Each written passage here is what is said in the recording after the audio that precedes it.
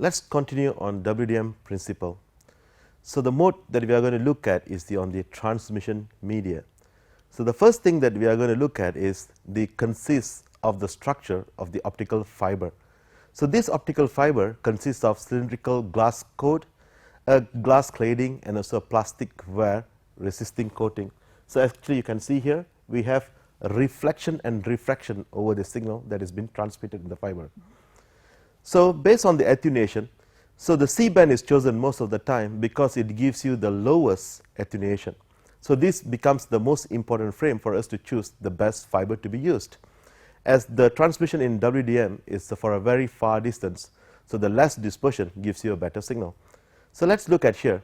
This is what we call chromatic dispersion. So you can basically look at that. The optical pulse at the beginning looks sharper, but as it travels for a very long distance at the L1 here kilometer, it becomes shorter and much expanded. And as it travels further, it becomes more and more expanded, and it actually overlaps each other. So this is what we call chromatic dispersion.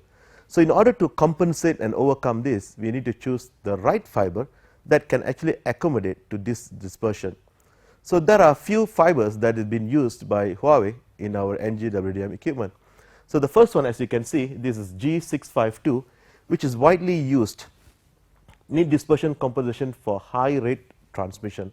And we also have another one which is G653 and also G655. The comparison is just that which one that gives you the better compensation over the chromatic dispersion. But looking at that fiber, some fibers are actually expensive. If you look at this G655, even though it gives you little dispersion, but this fiber is extremely expensive. So we go for the medium one, which gives you better compensation. At the same time, it gives you a better cost.